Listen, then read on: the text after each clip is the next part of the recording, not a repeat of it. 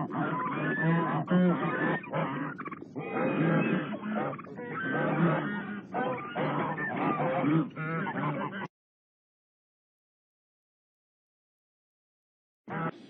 name is Edgar J. Steele. The following is entitled The Fable of the Ducks and the Hens, and was written by George Lincoln Rockwell. Many, many years ago, when animals could speak, a wondrous thing the ducks befell. Their tale is quite unique. Down by a pond dwelt all these ducks, 10,000 at the least. Their duckish joys were undisturbed by any man or beast. One day down near the entrance gate, there was an awful din. 100 hens, all out of breath, were begging to come in. "Oh, let us in," these poor birds cried, "before we do expire. 'Tis only by the merest inch that we escaped the fire." Their feathers burned, their combs a-droop. They were the saddest sight. They had run 100 miles or more, all day and then all night. Come in, the ducks all quacked, "for you our hearts do bleed. We'll share our happy lot with you, just tell us what you need." And so these poor bedraggled hens amongst the ducks moved in. "For after all," the ducks declared, "we're sisters 'neath the skin." Before too many months had lapsed, the hens were good as new. They sent for all their rooster friends, and those were welcome too. To please their hosts, these chickens tried to waddle and to quack. To imitate the duckish ways, they quickly learned the knack. This pleased the flock of ducks because it gratified their pride. But hear my tale, and learn how they got taken for a ride. The ducks, it seems, spent all their time in fixing up the place, in growing food and building homes and cleaning every space. They asked the hens what they would do to earn their daily bread. "We'll teach and write and entertain and buy and sell," they said. And so these hens began to teach the baby ducks and chicks. They traded food and eggs and things with many clever tricks. They wrote great books and put on shows. Of genius they had no lack. It wasn't long till chickens owned the Duckville daily quack.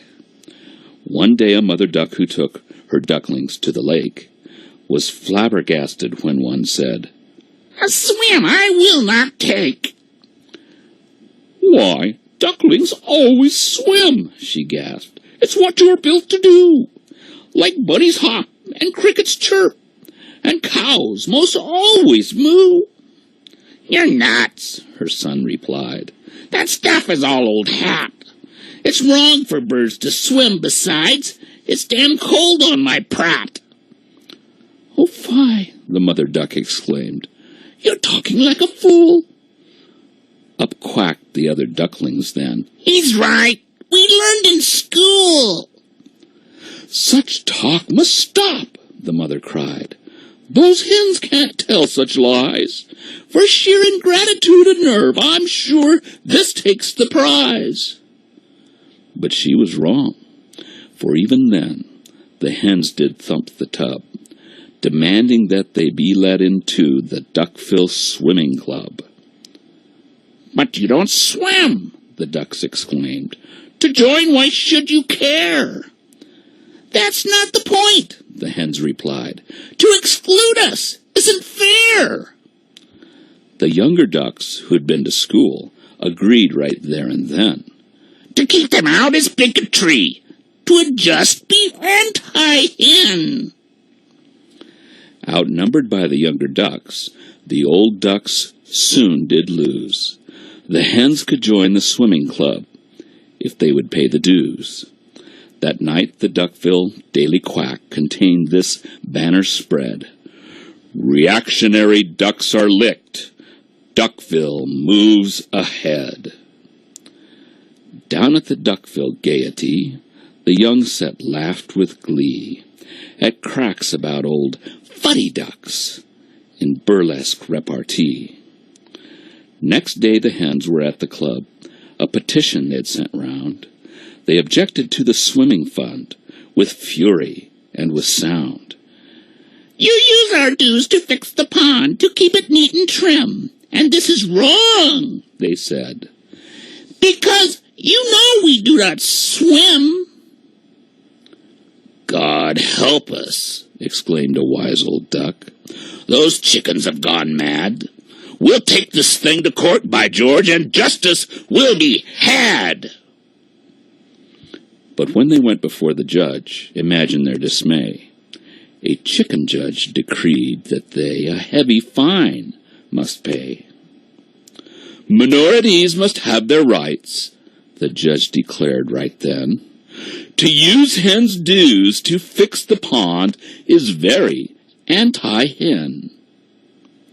Once more the Duckfield Daily Quack emblazoned across the page, "Old fuddy ducks refuse to see the great new coming age." In Duckfield's church on Sunday morn, the preacher spoke these words, "Discrimination's got to stop. Remember, we're all birds."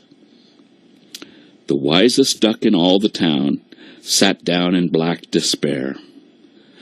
"I'll write a book," he thought, "and then this madness I will bear. Let swimmers swim, let hoppers hop, let each go his own way.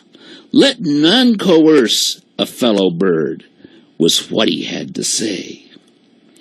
"'Twas wrong to force the hens to swim, so here's the problem's crux. It's just as bad for hens to try to chickenize our ducks." "I can't print that," the printer said. "'Twill put me in a mess. My shop is mortgaged to the hens. The chickens own my press." This worried duck then tried to warn his friends by speech and pen. But young ducks, fresh from school, just jeered, "He's a vicious anti-hen." Now up the stream a little way was Gooseville on the lake. The hens had come to Gooseville too, but the geese were more awake.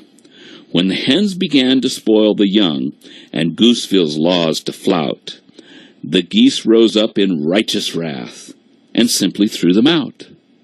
Of course you know where they all ran. On Duckville they converged. "We've got to take these refugees," was what the ducks all urged. The Duckville Daily Quack declared, "Those geese will stop at naught. They plan to conquer all the world. Atrocities they've wrought." "That's right," the young ducks all agreed. "We'll help our fellow birds. Those geese have plans to conquer us. We've read the quack's own words." They let the hens from Gooseville in, the whole bedraggled pack, and every hen took up a job on Duckville's Daily Quack. When Duckville's mayor's term was up, the quack put up its duck. A vain and stupid duck he was, a veritable cluck.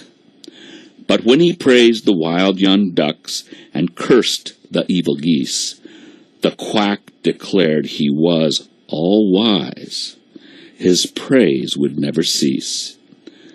The hens chipped in to help this cluck give grain away for free. The old ducks sadly shook their heads. The writing they could see. And sure enough, this stupid duck, he was elected mayor. From this point on, the Duckfield Ducks, they never had a prayer. The mayor said, "Gooseville must go. We'll wipe them off the map." While Duckfield slept, the scheming hens, for Gooseville set a trap. They called the geese by filthy names. They filled their pond with sticks. They helped the weasels catch the geese, and other hennish tricks. The geese got mad and threw some rocks. "It's war," the quack announced. "We ducks must fight those evil geese till they've been soundly trounced." The ducks, who knew not of the tricks indulged in by the mayor, were filled with patriotic zeal, and pitched right in for fair. Now when the ducks had whipped the geese, the mayor called, "Retreat! Our Henville friends should really take Gooseville's big main street. The hens are back in Gooseville now. They starved and beat the geese. They prayed for peace, but organized the Henville Armed Police. They drained the Gooseville swimming pond and de-goosified the schools. They wrung the neck of Gooseville's mayor on lately made-up rules. They formed a council of the hens, United Birds the name. The other birds who joined the thing did not perceive their game. No sooner had they set this up than they announced their plan to seize up Swanville as a home for all their henish clan. They took a vote amongst the hens, and everyone approved. Swanville was for hens, they said, way back before we moved. And so they kicked the swans all out, with Duckville's help and power. And Duckville could not understand why swans on them turned sour. By this time Duckville was a mess. The young ducks had gone mad. They stole and laughed at truth and law. They'd gone completely bad. The hens were selling loco weed in every nasty den. But ducks who dared to mention this were labeled anti-hen. The hens all preached of tolerance. They invoked the golden rule. But they subsidized the indigent, the greedy, and the fool.